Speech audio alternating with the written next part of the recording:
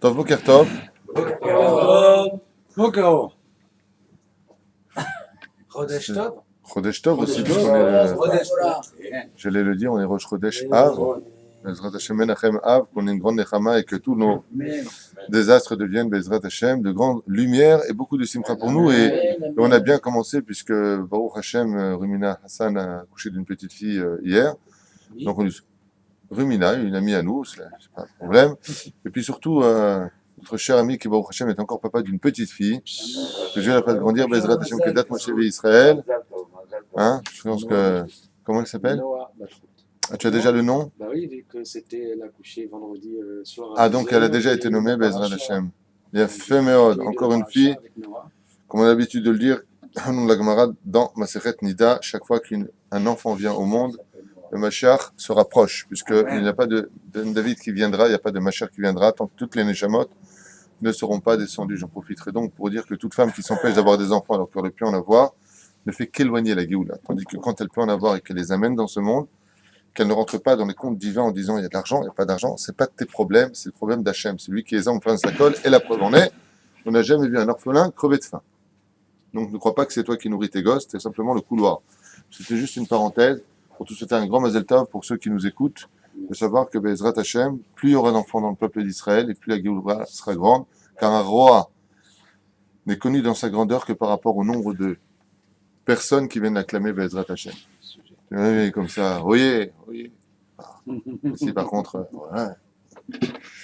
Bien, on est lundi, Bezrat Hashem, Rosh Chodesh Av, le 8 je crois qu'on est le 8 aujourd'hui. 8 juillet.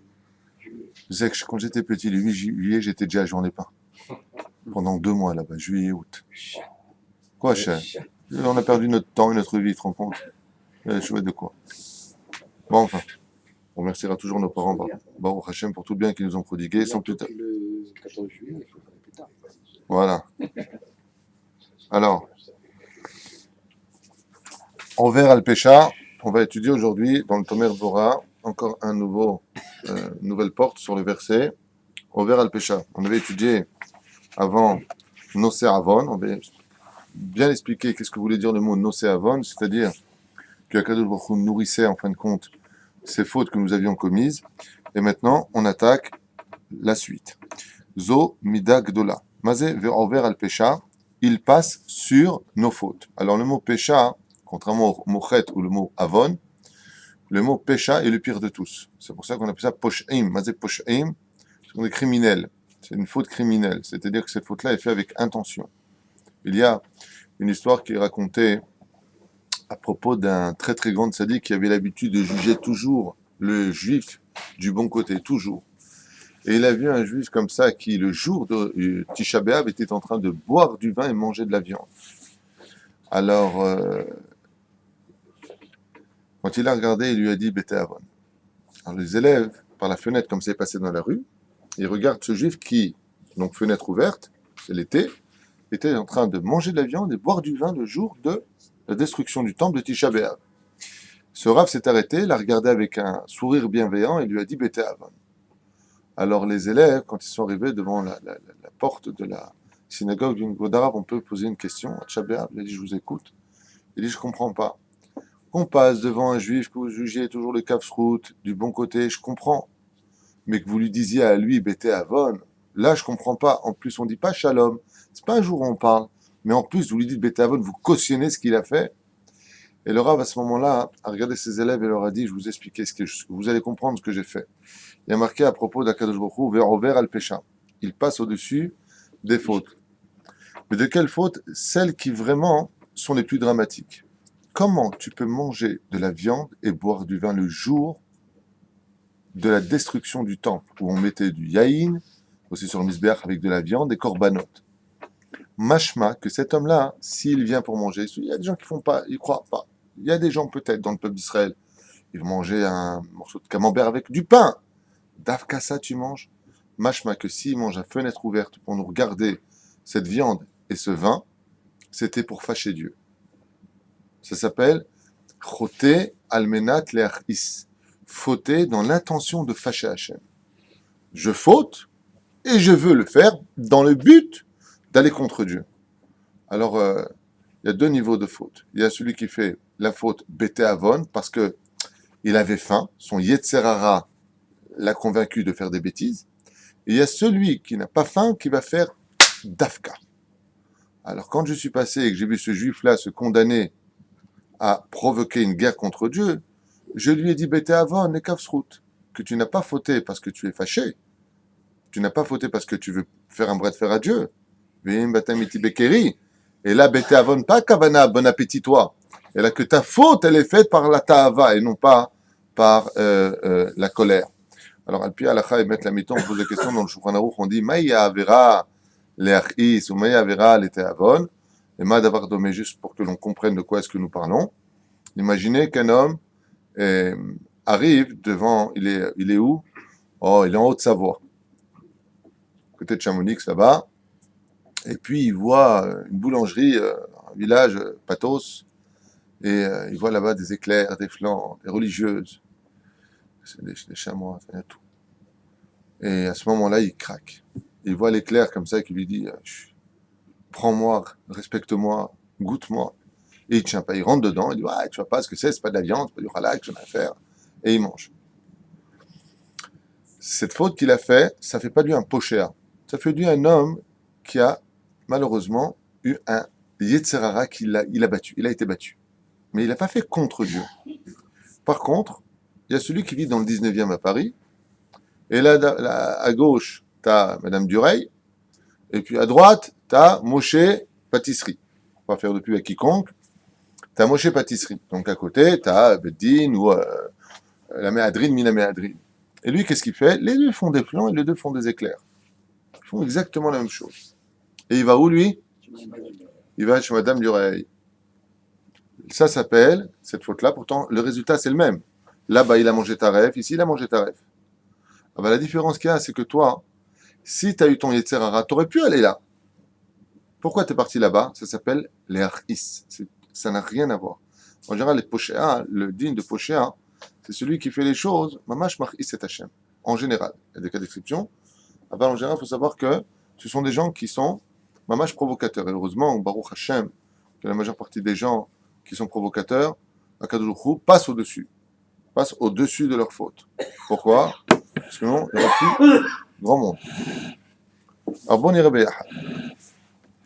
Midaï tova yitbarach shehu over al pesha, share en amechila al yedei shaliach.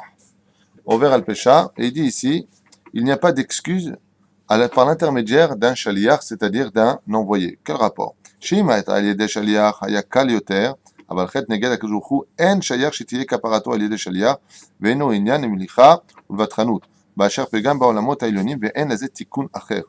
Donc on voit ici que c'est pas une chose qui est provoquée par l'intermédiaire entre l'homme et son créateur, c'est l'homme et le créateur. C'est-à-dire que la notion de la faute de pécha, c'est une notion qui relie l'homme face à son créateur et non plus par, comme on avait expliqué la semaine dernière, le fait qu'il y ait des intermédiaires entre l'homme et son créateur, les anges. Donc, en shaliach benehem, il n'y a pas de shaliach. Et là, aliado mamash shel hakadosh baruch hu. Ça veut dire que quoi? Si cette personne-là, chas v'shalom, Dieu ne passait pas au-dessus, c'est Dieu lui-même qui le frapperait. Comme qui? Comme Pharaon, par exemple. Shaya nilka benegaim. Ani velo malach, ani velo saraf. C'est Dieu lui-même. Dirtiv ki emecha asilicha lema'an tivare. Velo natan hakadosh hu reshut lashaliach lisloach. ורק איתו מידת הרחמים גמורים לסלוח ולמחות העוון לגמרי כאילו לא היה בעולם כלל. Et comme donc c'est relié à Hachem, et qu'il n'y a pas besoin de passer par un intermédiaire puisque le péché est relié directement à Dieu, c'est Dieu qui pardonne lui-même. Et quel jour Bémet il pardonne automatiquement? Non, le jour de Yom Kippourim. Afilou she'asa le'achis jourhu soleach, c'est ce qu'il dit ici. C'est Dieu lui-même qui vient et qui bémet soléar complètement la faute. Aval, ici, il y a une notion de soléar, je te pardonne et rembourse. Il y a une autre façon de je te pardonne et je te félicite. C'est tchouva beir'a et tchouva be'ahava. Mazet tchouva beir'a, celui qui fait tchouva parce qu'il a peur du Gehinam, il a peur de ne pas avoir de Gan Eden, il a peur. Et il y a tchouva be'ahava, c'est-à-dire que maintenant, non seulement il regrette, il a les boules pour ce qu'il a fait, comment j'ai pu faire ça à mon amour, à mon bien-aimé, Ani les Dodi, les Dodili, Chodesh Elul.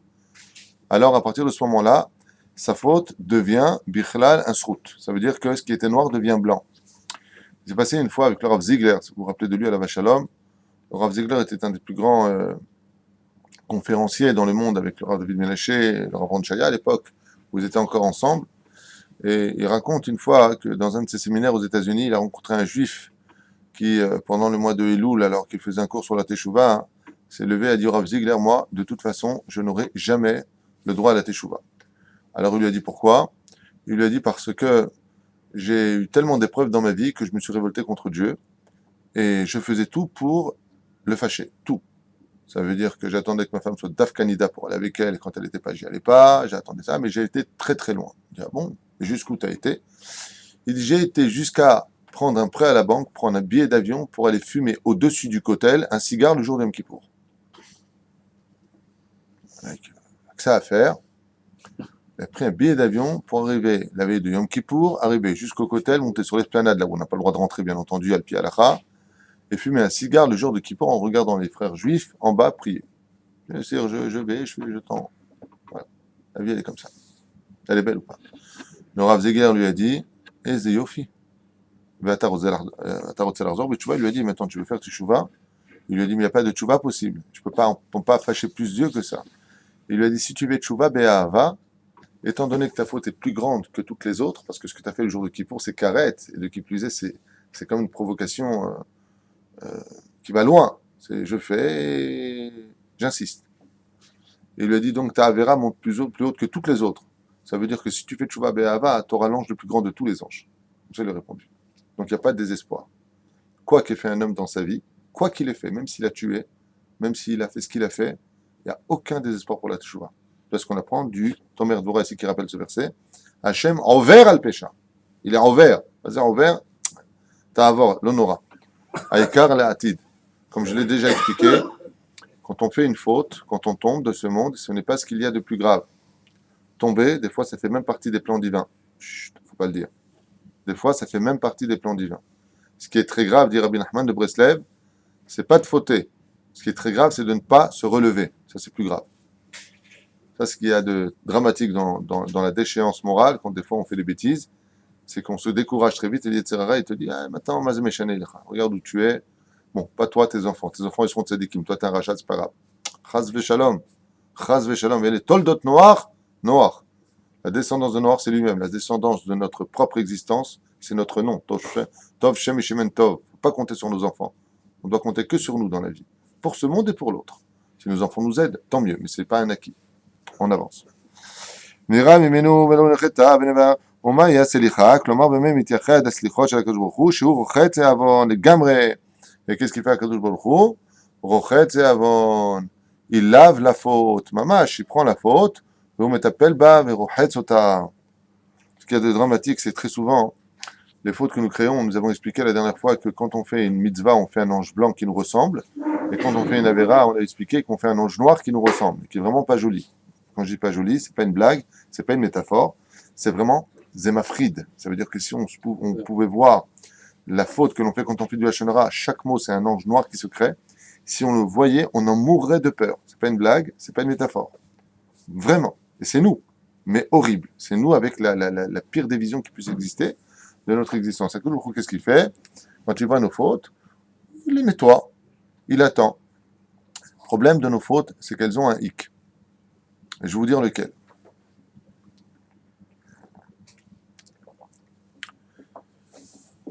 Il y a trois choses qui s'expriment dans ce monde à travers les trois niveaux d'âme qu'on appelle Nefesh, Ruach ou Neshama. Il y a trois choses. Contre ces trois choses qu'on appelle Nefesh, Ruach et Neshama, donc ces trois niveaux d'âme qu'on appelle l'âme sensitive, l'âme esprit et l'âme de la pensée, en français, eh bien, nous allons avoir donc les intentions qui correspondent à la pensée, les expressions et les souffles qui sortiront par la bouche, et en même temps le ressenti du toucher. Ce qu'on appelle les trois niveaux d'âme. Quand on vient pour faire quelque chose, ces trois dimensions de notre existence, de ce qui nous fait vivre, s'expriment à travers ce que nous faisons. Vous allez comprendre tout de suite. Un homme fait un grave péché. Il va faire quelque chose de dramatique. Donnez-moi un exemple, que je ne sors pas toujours les mêmes exemples. Le cigare. Ok, on va prendre le cigare le jour de Kippour. Quand il va le toucher, il va ressentir du plaisir. Donc il a fait participer son nefesh à la faute. Il l'amène à sa bouche, et au moment où il le fume, il ne regrette pas. Il y a des gens qui fument le Shabbat, je peux vous dire, malheureusement, mais ils ont les boules, ils ne sont pas bien. Ils aimeraient bien éviter. Donc, il n'y a pas... Le Ruach n'accompagne pas le physique. Donc, le Ruach n'est pas vraiment présent. Mais il y a celui qui va et qui kiffe. Et puis, il y a celui dont l'esprit ne va même pas regretter ce qu'il fait sur le moment où il le fait, ou même après. Ce qui fait que là, Vera, si on prend le mec qui kiffe son cigare, ou qui touche une Goya, ou qui n'importe quoi, peu importe. Tout ce qu'il fait, il le kiffe, et il n'a ni regret au niveau physique, au niveau du souffle, c'est-à-dire de ce qui va s'exprimer, des paroles des fois, d'accord? Ou au niveau de la pensée, il va créer donc un ange noir parfait. Quand je dis parfait, ça veut dire qu'il ne manquera rien. Il y aura les cheveux, le nez, intérieur, extérieur, les poumons, les reins. L'ange est parfaitement concrétisé. C'est une image que je dis bien sûr. Par contre, quand il fait tchouva, en contrepartie donc de son Shabbat, comment il fait Shabbat? Le souffle s'exprime. Quand est-ce que ça sort Shabbat? Quoi, il reste encore une heure? L'ange blanc qui a été créé par la Shmira de Shabbat va manquer de Ruach. Ce qui fait qu'à l'intérieur, il n'est pas complet. Maintenant, au niveau de l'esprit, comment il reçoit Shabbat? Bessimcha au début, puis après comment? Bon, on n'a pas le droit de faire ça, on ne peut pas faire ça, puis il va commencer à parler de quoi? De football, de politique, de bêtises. Ce qui fait qu'une partie de son cerveau, au niveau de la Neshama, de cette mitzvah blanche, va être endommagée. Et au niveau du goûter, par contre, là, il va faire un kiff, couscous boulette, la totale, poisson chlami ou la shkounadin, peu importe. Ce qui fait que cet ange-là, si on devait l'imaginer, disait Chachamim, ça donnerait quoi? Un bonbon louni, bien gras, parce qu'au niveau du toucher, il s'est régalé, très bien, c'est une bonne chose. Ensuite, au niveau du roi, il est l'ikam chouma, comme ça. Et au niveau d'esprit, il a la moitié de la tête. Ce qui fait que le jour de Yom Kippourim, quand les anges, le jour plutôt de Rosh Hashanah, quand les anges montent sur la balance, t'en as qui arrivent noirs, qui sont parfaitement composés, et puis t'en as qui arrivent blancs, qui sont l'ikam chouma, qui sont pas très bien. Alors là, on comprend pas, et c'est ça qui fait peur. Il y a marqué le jour de Rosh Hashanah, les anges tremblent. De quel ange on parle? Des anges des mitzvot.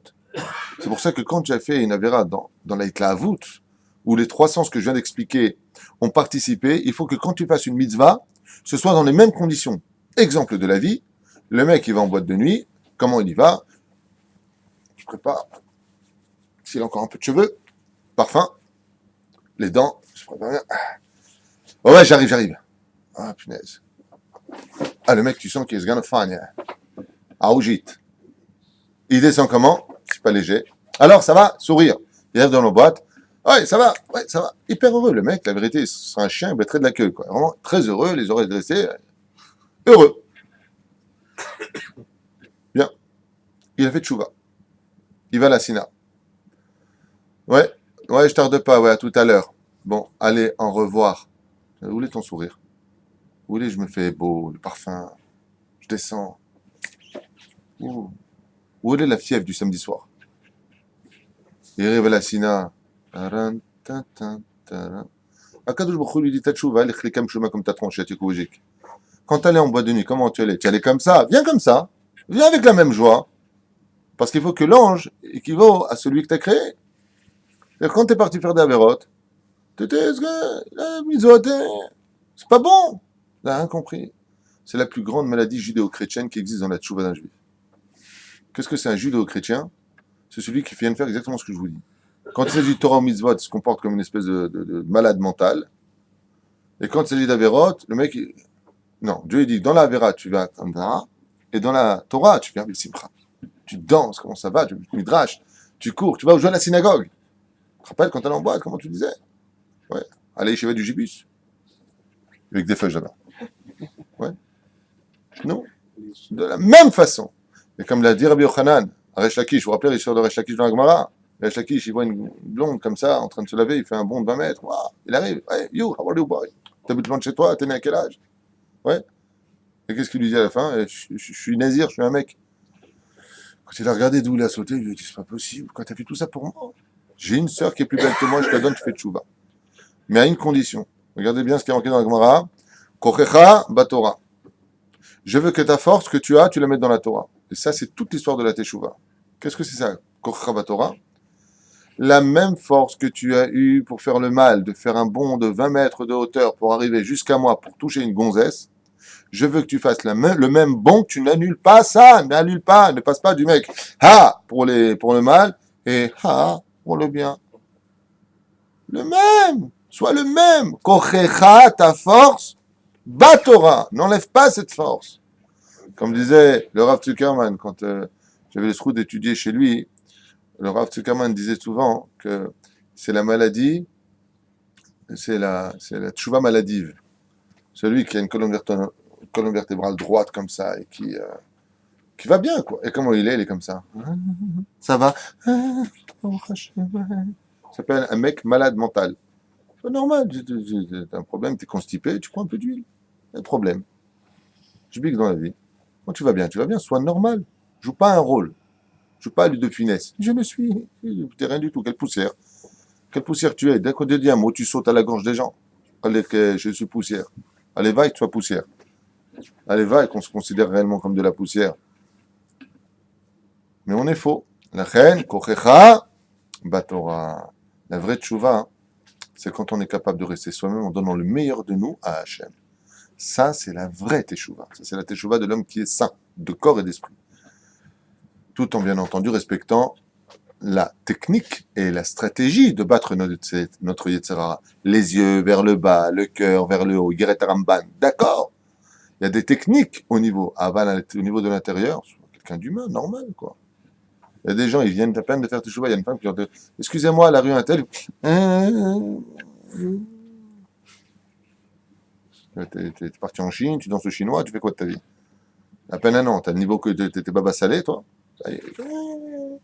Toi, on passe à autre chose, c'est bon. Il y a des gens un peu bizarres, oui, sur Terre. Manilo Tsodek, Tzadek de Miracos. ça s'appelle la maladie du jeu. Je vous en prie, asseyez-vous comme ça, tu t'assois, 2 secondes après, sa femme, elle a le malheur de faire un truc. Tu dis, stop, il est où l'autre? Il est où le mec de tout à l'heure qu'on a vu qui était serpillère? Il est où? וסורים בעיבור עניין העולם ודמעת השבים רחץ השם אל גאול בנות ציון דהיינו עוונותיהם ושורש שלהם למעלה. Puisque le shoresh, de toute façon, la racine du peuple d'Israël est en haut, donc Dieu nous lave les fautes. On a une chance inouïe que jusqu'à aujourd'hui, je n'arriverai jamais à comprendre. T'as un super pote que t'aimes, à qui t'as rendu plein de services, il te fait un coup de vis une fois. Il te fait un sale coup 2 fois. Il te fait un sale coup 3 fois. Adjugé, tu lui parles plus à vie. Akadosh Baruch Hu, il est unique au monde. C'est unique au monde ce qu'il fait pour nous. Et c'est très bien de faire ce shiur de jour de Rosh Chodesh pour une raison simple, c'est que Av, c'est Elul Ba, on se prépare à la Teshuvah. J'aimerais vous raconter, vous avez 2 minutes, c'est une blague. J'aimerais vous raconter un machal ema d'avardomé, une métaphore à quoi ça ressemble.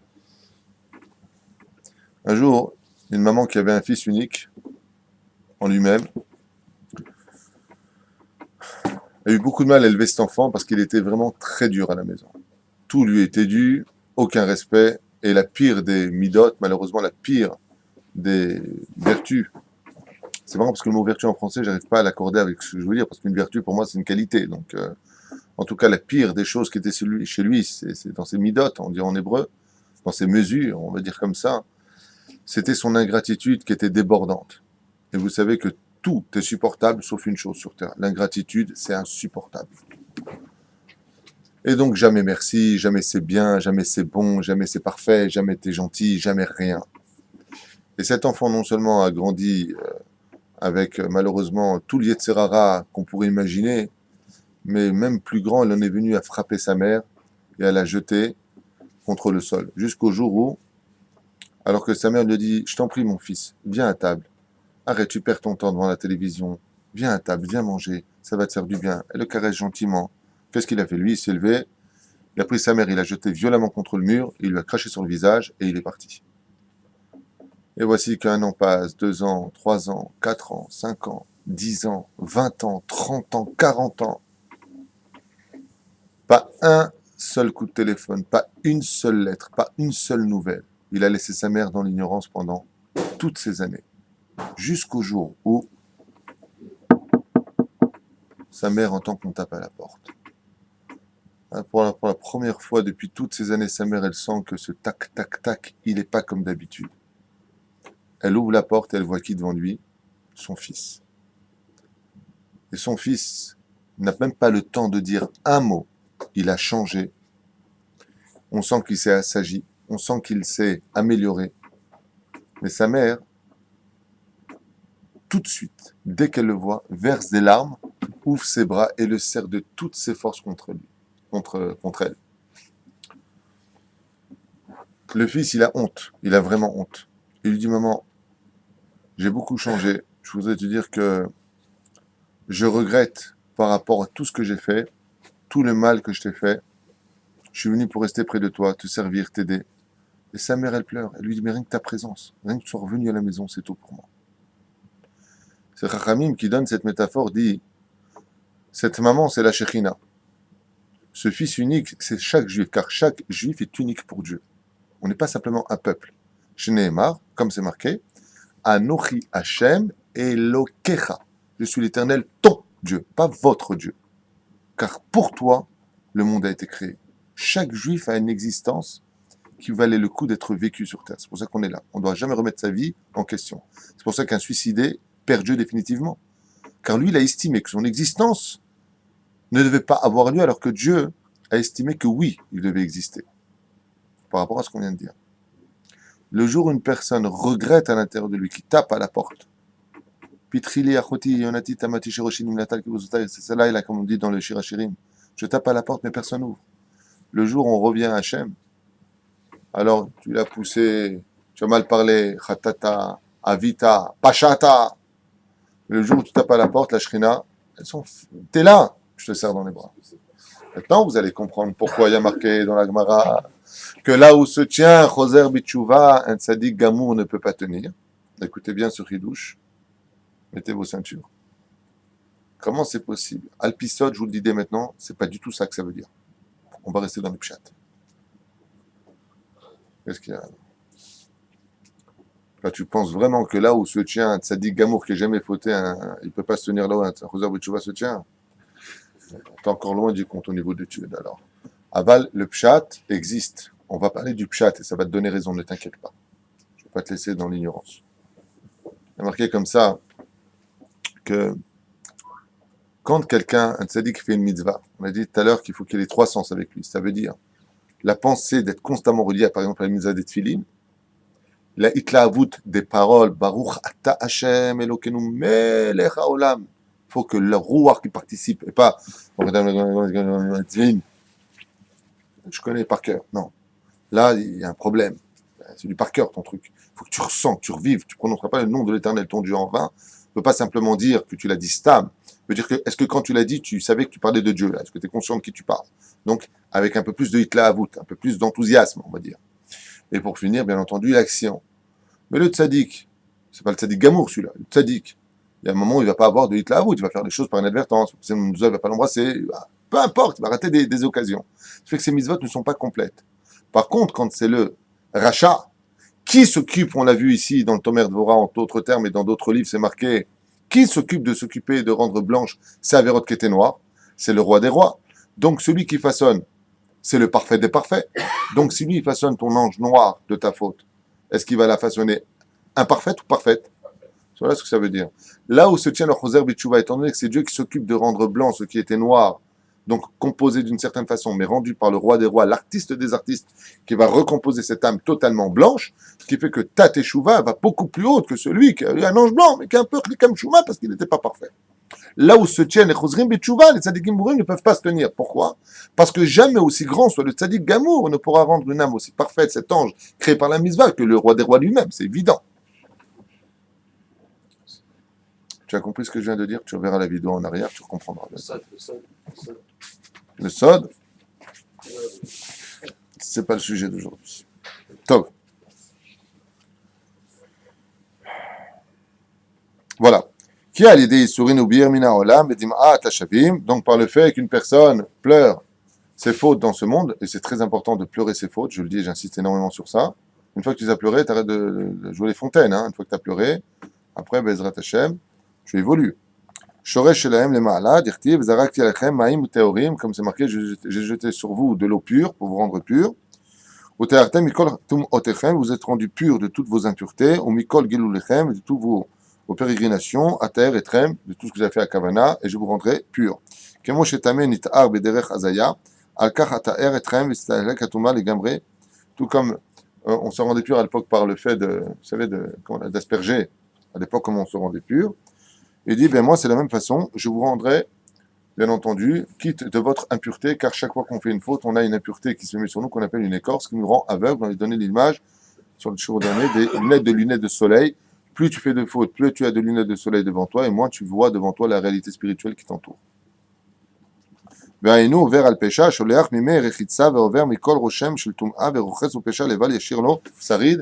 Et Akadosh Baruch Hu, Bezrat Hashem, il envoie à chaque fois une situation de nous rendre purs. Ce qui fait qu'avant de prier constamment pour notre parnassa et notre santé, on ferait mieux de s'inquiéter, de prier, d'être constamment Veu Begadecha Levanim, d'avoir des habits qui soient blancs, c'est-à-dire des habits qui soient purs.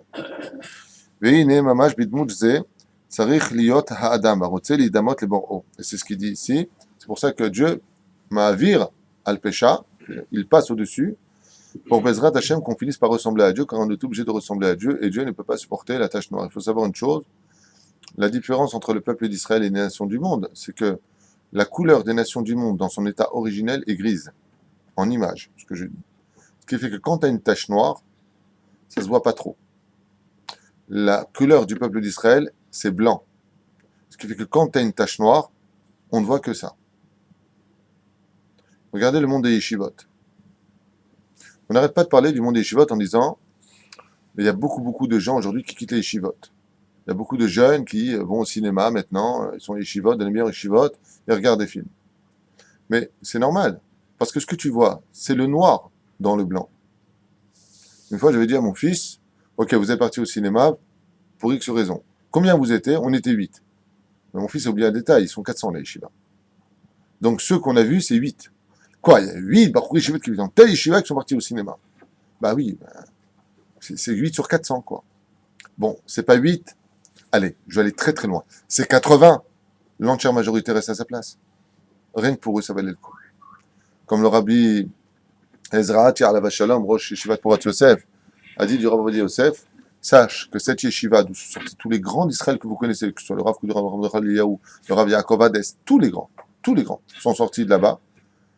Il a dit cette yeshiva n'a été créée que pour le Rav. On va dire, c'est un truc de fou de dire une chose pareille. Alors, t'as les plus grands qui sortent de là-bas, tu dis une chose pareille. Alors, Vinciana Bachalou sortit de là-bas. Peu importe. Comme c'est marqué dans la Gemara, sur 1000 qui rentreront en yeshiva, un seul sortira Gdolador. Et pour tout cela, eh bien, faut tout tenter sur Terre. C'est comme l'histoire de notre venue au monde. On était des millions à parcourir le parcours du combattant pour arriver dans le vulve de notre maman. Eh bien, aujourd'hui, on est là. Si on devait dire, s'il n'y en a qu'un sur des millions et des millions, c'est pas la peine. L'onachon, la preuve en est. Vous êtes là. Et grâce à vous, le monde fonctionne parce que Dieu a besoin d'humanité par rapport à ce qu'il a créé, ses plans divins. Donc, faut pas se décourager. Même si on voit qu'aujourd'hui, il y a beaucoup de gens qui tombent, il y en a tellement qui montent. Et il suffit qu'un seul monte pour que le monde soit sauvé. Le Srout Rabbi Shimon Bar Yochai a dit. Le Srout Rabbi Hanina Ben Dosa, le monde est nourri. Donc, une seule personne peut suffire amplement pour sauver le monde. Il ratsonne que ce soit nous. Chacun doit se battre pour être le machère de sa propre existence, mais aussi le machère de sa famille. Srout Avot. Comme j'ai souvent dit, quand tu prends une décision, n'oublie jamais un détail. Quand tu prends une décision dans ce monde, n'oublie jamais que dans ta décision, tu vas prendre une décision pour toute ta descendance. Si tu quittes la yeshiva, si tu quittes le monde de la Torah, tu as pris une décision aussi pour la femme que tu épouseras, car c'est évident que ce ne sera plus la même maintenant. Une femme de Tamit Racham ne va pas épouser un Maharetz. Donc l'école où tu vas la mettre, ce ne sera plus déjà une école où il y aura 100% d'Eirat Shamaïm. Ok, les idéologies, je ne veux pas rentrer là-dedans. Est-ce que c'est métier, pas métier? Je ne parle pas de ça. Au niveau de la HKFA. Donc quand tu prends ta décision, fais toujours attention de prendre la décision qui va te mener vers le bon chemin. D'ailleurs, on raconte une histoire à Saint-Assu. Moi, j'aime bien raconter des histoires parce qu'on dit que je suis un mec à histoire. Alors, encore une petite parenthèse. Il y a à peu près 70 ans, 70 ans de cela, hein, il y avait un Bahou Yeshiva à Yerushalem, dans une des yeshivas, des yeshivot connus à Jérusalem, sans donner de nom, qui était un petit peu perturbateur comme ça. c'était le début de l'État d'Israël, et puis il étudiait la Torah, et puis en même temps, il n'était pas assidu. Donc il a été prévenu une fois, deux fois, trois fois, et puis à l'époque, c'est pas comme aujourd'hui, on était déjà beaucoup plus dur à l'époque. Et donc le Rosh Yeshiva l'a convoqué dans son bureau, il lui a dit, tu es renvoyé de la Yeshiva. Et il a dit, tu peux pas me renvoyer. Alors le Rosh Yeshiva était très surpris par sa réponse, il lui a dit, pardon. C'est une époque où il y avait encore du respect, hein, je rappelle. C'est à l'époque où on rentrait, vous savez, les deux par deux dans la main dans les classes, les blouses grises, il y avait du respect, quoi. Surtout il y a 70 ans en arrière. Et le Rav lui a dit, c'est comme ça je peux pas te renvoyer, en souriant, c'est quoi tu parles, toi? Et il lui a dit, non, tu peux pas me renvoyer de la yeshiva. Parce que pour me renvoyer de la yeshiva, il faudrait que tu demandes à mes enfants et mes petits-enfants ce qu'ils en pensent. Alors le yeshiva lui a dit, ma kesha entre tes enfants et les petits-enfants. Il lui a dit, bah, si tu me renvoies de la yeshiva, malgré mon Yetzerara d'aujourd'hui, ouais, bah, tu vas renvoyer mes fils vers une direction qui ne sera pas le monde de la Torah. Parce que si demain je sors dehors, au bout de 3 semaines, le Yetzera va m'attraper, il va m'emmener de passer de kippa à un tel à kippa à un tel, de kippa à un tel à plus de kippa du tout. Donc je vais épouser une chilonite, une femme qui ne veut même pas Shomer Shabbat. Quand tu tombes. Hein. Et puis donc j'aurai des enfants chilonimes, et donc mes petits-enfants seront chilonimes, et tout ça pour votre décision, votre arabe. Alors le Rav, il a regardé comme ça, il lui a dit, c'est ce qui me fait le plus de peine, c'est que tu es très intelligent. Dommage que tu ne mets pas ta chokhma dans la Torah. Il lui a dit, mais Rav, il y a marqué que le tzaddik est un Yetzerara gadol Yetzera minoso. Plus un homme est grand en Torah, plus son Yetzerara est grand avec lui. Si je suis tellement perturbateur, je fais que j'ai un grand Yetzerara, on va l'éteindre petit à petit, je vais m'en occuper, et puis voilà que. Donc cet homme est resté là-bas à la yeshiva, il a cassé les pieds encore pendant 2-3 ans, et le Rosh Yeshiva, à chaque fois, il le regardait comme ça, il dit, il est grand ton Yetzerara, hein, comme ça, jusqu'au jour, Baruch Hashem, il s'est calmé, il s'est marié, il avait à peu près 16 ans à cette époque, donc il s'est marié, il a fait un shidour, et Baruch Hashem, comme c'est marqué dans ma Masechet Yebamot à la page 60 d'Amoud Bet, tout celui qui n'est pas marié vit sans choma. La femme, c'est une choma, ça veut dire quoi? Une barrière. Où tu étais, viens ici, ne tarde pas, je t'attends, pas de bêtises. Elle est là pour équilibrer l'homme. Résultat des courses, celui qui racontait cette histoire à l'Yeshiva il y a une vingtaine d'années n'était autre que le fils de ce jeune de 16 ans de la Yeshiva, qui disait combien mon père a été intelligent d'avoir dit une telle phrase. Qu'est-ce que je serais moi aujourd'hui? Et son fils aujourd'hui, grâce à Dieu jusqu'à aujourd'hui à Jérusalem, est Rosh Yeshiva. Parce que mon père a eu l'idée de dire, tu devrais demander à ma génération, c'est pour ça qu'il faut faire attention quand on prend une décision, de toujours se dire qu'à travers la décision qu'on prend, qu'on pense prendre, parce que c'est des plans divins, mais en tout cas que l'on prend avec l'autorisation de son Rav, eh bien que dans notre décision, il y a tout qui change. Comme par exemple le Rabbi Hayou ici présent, qui s'est renforcé ici grâce à Dieu. Dans tous les, je le sais parce qu'on est venu me le dire. Hayou a beaucoup changé, Baruch Hashem. Et donc, aujourd'hui, dans l'état d'esprit dans lequel tu es, toi et ton épouse, si Bezrat Hashem Hashana Veye, Bezrat Hashem Ben Zachar Hashana, ton fils va grandir dans une autre ambiance. Donc le kivun qui va prendre, la direction qu'il va prendre dans sa vie va être une autre direction. Et qu'est-ce que tu assumes aujourd'hui en venant à des cours de Torah, en te renforçant dans l'humilité, dans l'étude de la Torah, dans la connaissance de ton Créateur? Tu es en train de renforcer toute ta descendance. Et les Toldot Noach, voici la descendance de Noach, ne compte que sur toi. Shem, Ham et Yafet. Alors maintenant, tu peux engendrer des enfants qui ressembleront à Shem, Ham et Yafet, c'est-à-dire à Noach, celui qui est paisible pour lui-même, finit par avoir une descendance qui lui ressemblera. Donc fais attention, pour le peuple d'Israël, quand vous prenez une madame, la décision de retirer votre kissouille parce que vous avez les nerfs contre Dieu, parce que votre mari à qui vous avez tout donné, soi-disant, si c'était le cas ou si c'est vraiment le cas, j'en sais rien, je ne suis pas là pour juger, mais quand vous retirez votre kissouille, vous allez retirer la kippa, protectrice du sein familial. Comme c'est marqué, femme qui se met les kissouilles, fait en sorte d'aider ses enfants à devenir des vrais Talmidei Chachamim, qu'on a vu comme Kimchit, qui a eu 7 enfants, qui étaient les 7 Kohanim Gedolim. 7 garçons qui ont été tous Kohen Gadol. Donc il faut faire attention quand on dit, ouais, moi, tu me comprends, ne me juge pas, c'est ma vie. C'est pas ta vie. C'est ta vie et celle de toute ta descendance qui maintenant joueront le rôle de la responsabilité ou de l'irresponsabilité de tes engagements. Quand on fait quelque chose, il faut savoir qu'il y a une suite. Et si tu n'as pas la force de rester dans la Torah pour toi, alors joue le rôle pour eux. Si une femme en a ras-le-bol de son kissou, je prends une femme comme ça peut être un homme, hein, ce que je dis c'est stam. Hein. Mais si une femme en a ras-le-bol de son kissou par rapport à ses prières qui ne sont pas exaucées, par rapport à la vie, ça révolte. Alors qu'elle dise, ok, tu sais quoi, moi personnellement je décroche, mais je décroche pas pour eux. Pour mes enfants, je décroche pas. Parce que eux, ils ont besoin d'avoir un exemple dans la vie, un pilier dans la vie. Si j'enlève mon kissouille, et vous savez, je vous le dis par expérience, je l'ai vu autour de moi pendant des décennies. Une femme qui commence à enlever son kissouille finit par tout enlever.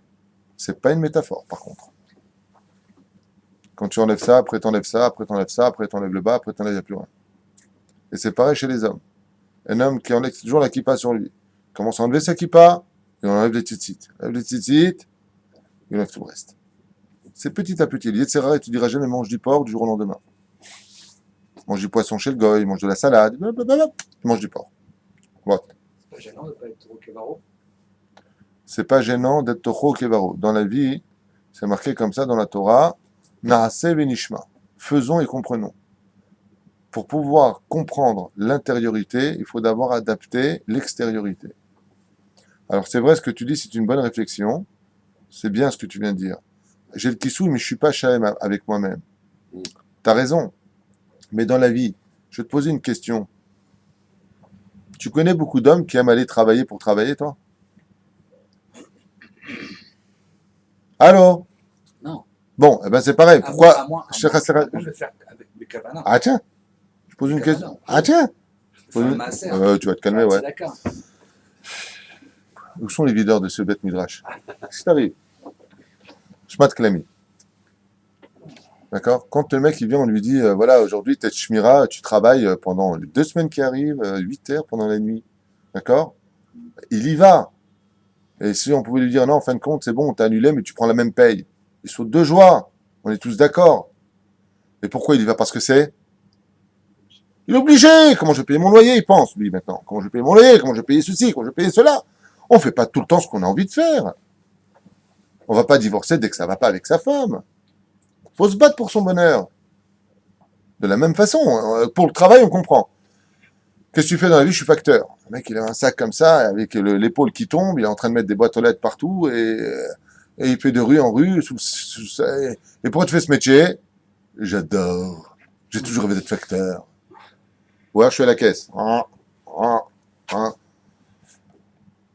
Qu'est-ce que tu aurais voulu faire quand tu étais petite? Caissière. On fait ce qu'il y a. On n'a pas le choix. Alors pour la matérialité, on n'a pas le choix, on le fait. Pour la Torah, on a le choix, on le fait pas. Non. Mais si une femme, par exemple, a le kissouille sur la tête et qu'elle veut l'enlever et qu'elle le gardera parce que... Hein, eh ben, demande à une femme, d'ailleurs, qui est en train de donner la tétée à 3 heures du matin, quand elle a des valises sous les yeux, ouais, à son fils.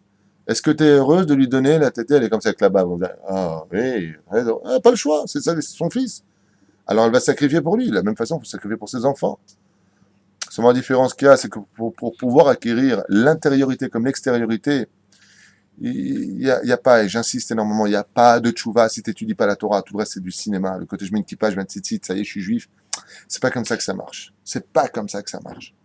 Si tu n'es pas assidu à l'étude de la Torah, si tu commences pas à étudier la Gemara, il n'y a pas. Tout ça, c'est l'extériorité. Ça n'a pas. Faut arrêter avec ça. Je suis chômeur Shabbat, c'est bien, mais il faut pas que ça dure, cette teshuva, faut pas qu'elle dure 20 ans. Au début, première année, deuxième année, après il faut évoluer. C'est comme le boulot, hein. Tu travailles pendant 2 ans, après tu demandes une augmentation. Écoutez, je travaille, tu peux avoir une petite augmentation. Eh ben c'est pareil dans la teshuva. Tu peux pas rester le même pendant toute ta vie. C'est pas métro, boulot, dodo, même chômeur Shabbat. Donc oui, une femme qui aujourd'hui aurait du mal. Moi j'ai une personne qui m'appelait de Jérusalem, une rabbinite qui m'appelait de Jérusalem, que je salue d'ailleurs si elle voit ce chiour, et qui m'a parlé de passer de ça à ça, qui souille à la perruque, je sais pas quoi. Alors j'ai expliqué que dans son cas, il était préférable qu'elle reste avec le kissouille. La perruque est très très déconseillée par le monde de la Torah aujourd'hui et par notre maître, le Rav Ovadia Yosef, Shlita chez Badel Chaim Alukim, surtout les perruques d'aujourd'hui qui sont extravagantes. Donc, j'ai essayé de la renforcer, la persuadant de rester avec un kissouille, et j'ai rencontré à un mariage il n'y a pas tellement longtemps, et elle m'a dit Toda Rabba. Quelle différence il y a entre le avant et le après? Je vais expliquer la différence au niveau de la connaissance. Quand tu as de la connaissance, quand tu étudies la vie des Imaot Akedoshot, quand tu étudies la vie de nos matriarches, quand tu étudies la vie de nos mères, quand tu étudies la vie des Chachamim, quand tu commences à comprendre, ne serait-ce qu'à Kabbalah, pourquoi une femme doit porter un kissouille, d'un coup, ça prend une autre dimension. Mais si tu viens et que tu bananes constamment les femmes avec le kissouille, c'est la couronne de la femme juive, arrête, c'est un bout de tissu sur la tête qui te rend moche, que tu racontes. Ça gratte, c'est rassera. Faut trouver des couleurs qui vont avec la robe. Faut arrêter d'arnaquer les gens. Tu mets un kissouille parce que Dieu te le demande, Nekuda, et puis parce que ça va te protéger de certains trucs qui vont marcher. Et sache une chose, tu vas perdre des cheveux, c'est rassera, c'est difficile, c'est 5 minutes de plus le matin pour préparer, il faut te lever plus tôt. Faut moins, quand je dis souvent quelque chose qui va peut-être vous choquer, hein, mais si tu veux ne pas souffrir dans ce monde, vis toujours la réalité de ce qui t'est offert. Seuls les rêveurs souffrent.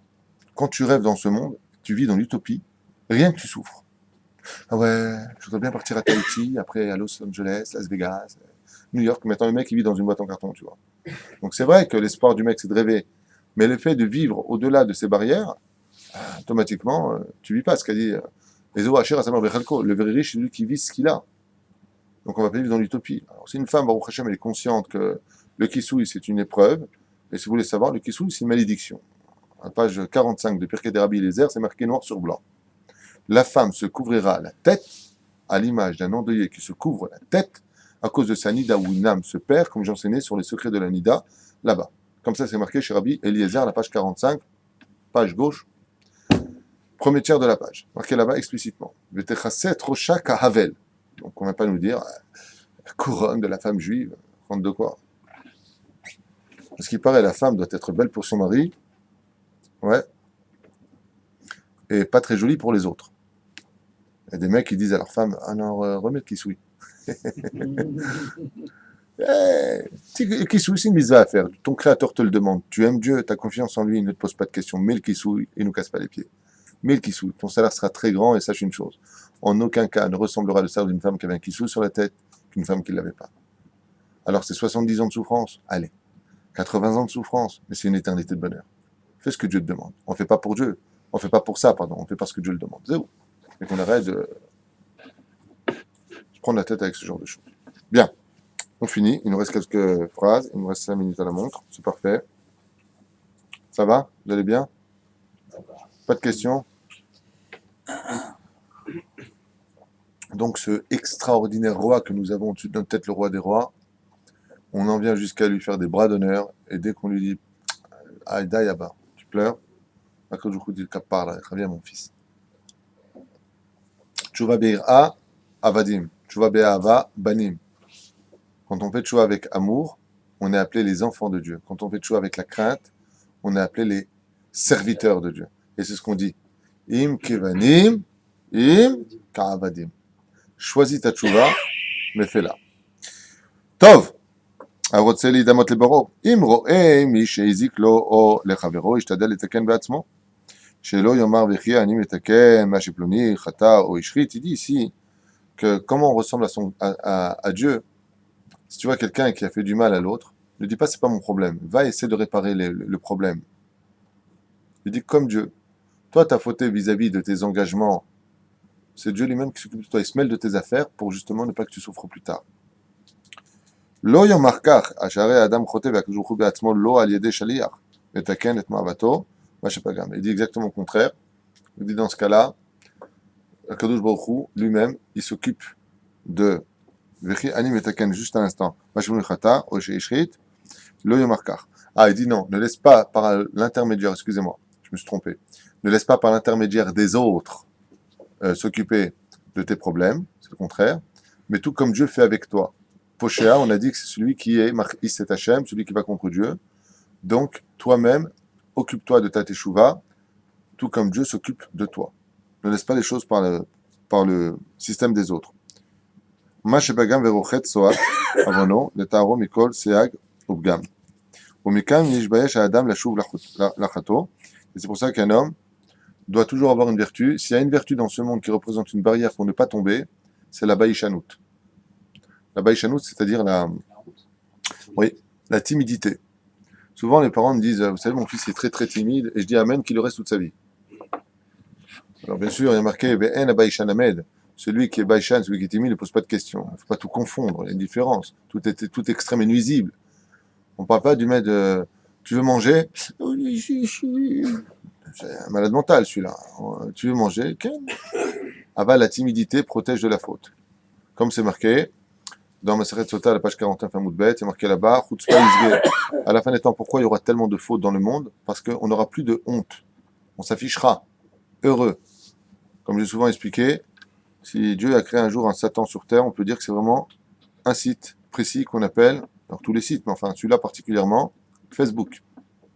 Parce que dans Facebook, non seulement tu fautes, mais en plus tu te montres à des millions de personnes. C'est vraiment, t'as que ça à faire. Avant, les gens, ils fautaient, ils se cachaient. Au moins, ils avaient une honte, celle de l'homme. Même s'il n'y avait pas celle de Dieu, c'est un niveau inférieur. Mais au moins celle de l'homme. Là, il n'y a plus, j'ai peur ni de Dieu, ni de l'homme, ni de personne. On se montre. Alors, il dit ici, comme c'est marqué dans la Gemara, qui est celui qu'on appelle juif, celui qui est appelé Gever. Ashra Gever et Sheriftah Bashem. Gever, on avait déjà expliqué. Gimel, Bet, Resh. Gomle Chassadim, Gimel, celui qui fait du bien, celui qui a un bon cœur. Bet, Baishanim. Resh, Rahmanim.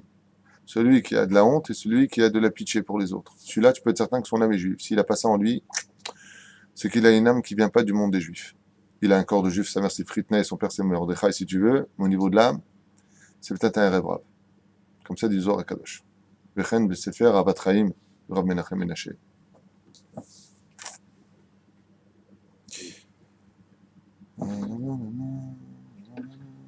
La femme enceinte, dans ce shiur-là, j'explique comment est-il possible qu'un juif puisse avoir une âme défectueuse qui vient d'un mélange de Sitra Achara et de Revra. J'explique comment c'est possible, ce qu'il faut regarder. Ça s'appelle la femme enceinte, je crois. On s'en fiche. Omikan Idbaesh, c'est une femme qui est enceinte dans l'histoire. Omikan Idbaesh, Adam Lashuv Lachotev, et Abad, Medozo Torah Benou, Boucha, ou Gedola, Lashuv Lachoto, Veru Echeret Kamo, Venasa Avono. J'arrête un Melech, Beatzmo, Rochel, Sichlour, Beadav, Begadav. אם ישוב ועל זה ידבו כל הדבים והחוטא, ואם אפילו אחרי לעשותו תשובה ההגונה, כמה צריך האדם לבוש, ופניו יכולה, טוב בקיצור והעניין, c'est Dieu lui-même qui nettoie les fautes, et l'importance de la teshuva, du retour vers son créateur, doit absolument passer par la boucha. Ce qui fait que par exemple, un homme a mangé dans un restaurant qui n'était pas cachère, si l'hippopotamus, France, il a mangé là-bas un pavé comme ça de viande, taref, la méadrine, mina méadrine. 100% taref. D'accord. Mais 100% avec la Théouda, ici c'est 100% taref. D'accord. Et puis il a fait tchouva, et puis il passe devant. Et puis il dit à son copain, ah ouais, hippopotamus, j'ai adoré manger là-bas avant. Le Rav Dester, il dit, cette tchouva, elle n'existe pas encore, celui-là. Comment t'as pas honte? Il faut absolument avoir honte de ce qu'on a fait dans la vie. Une fois que tu as passé le stade de pleurer ta faute, abandonner ta faute, avoir honte de ta faute, après tu t'es voulu, hein, tu restes pas toute ta vie devant. Hein. Même si le roi David a dit, et ma faute est devant moi pour toujours. Alors, ce qui compte, Ezrat Hashem, c'est que quand on parle de faute, il faut toujours avoir un regret au soi, vraiment regretter, toujours regretter. C'est comme quelqu'un qui a humilié son ami ou son père, et chaque fois qu'il se retrouve en face de lui, il dit, dis-moi, tu pourrais me parler de ça et ça? Il a du mal à parler. Pourquoi tu es comme ça avec moi? Qu'est-ce que tu as dit? J'ai tellement honte de t'avoir humilié. Non, mais ça va aller, ça va. Alors il voit que c'est sincère. Alors au fond, il pardonne vraiment. Akadosh Baruch Hu pardonne vraiment nos fautes dans ce monde que quand on est réellement sincère et qu'on a honte de ce qu'on a fait. Mais si on s'en vante et si on dit, tu as vu celle-là, ouais, c'était mon ex. T'as l'homme de Bayesh. Tu te rappelles que tu as pris quand tu étais Nida, que tu es parti avec elle. T'as que ça à faire de te vanter de ta faute. Ça veut dire que tu prends ta faute et tu la mets comme un trophée au-dessus de ta tête. Vous savez, Rav Dester dans Mertav Eliyahu, il dit à un homme, il doit avoir honte de ce qu'il a fait. S'il n'a pas honte, c'est que sa tchouva n'est pas sincère.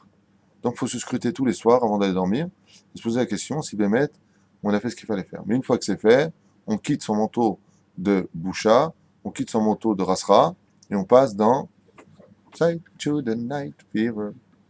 La joie de travailler pour Dieu, mamash, la joie absolue. Il ne faut pas rester avec une Rasra sur soi. La Rasra, on la laissera pour nos ennemis.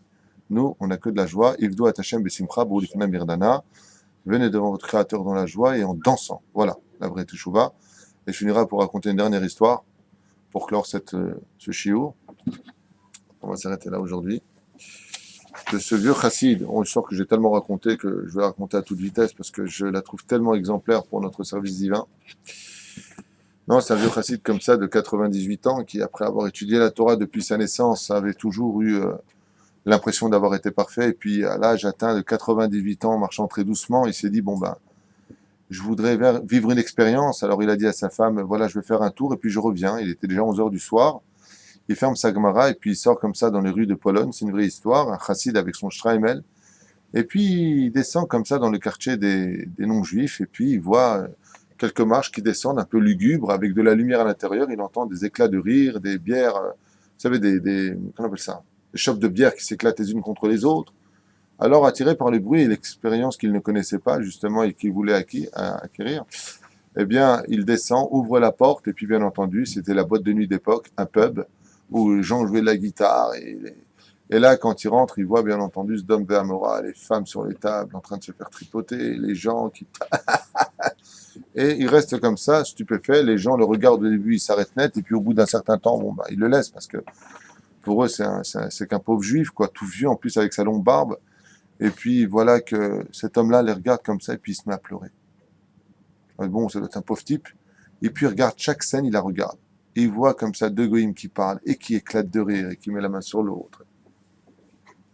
Bekitsour, il sort de cet endroit, de cette boîte d'époque, il rentre chez lui à la maison et les larmes ne cessent de couler de ses yeux.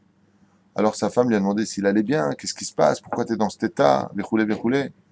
Tu me remets la tour de Pise. Donc,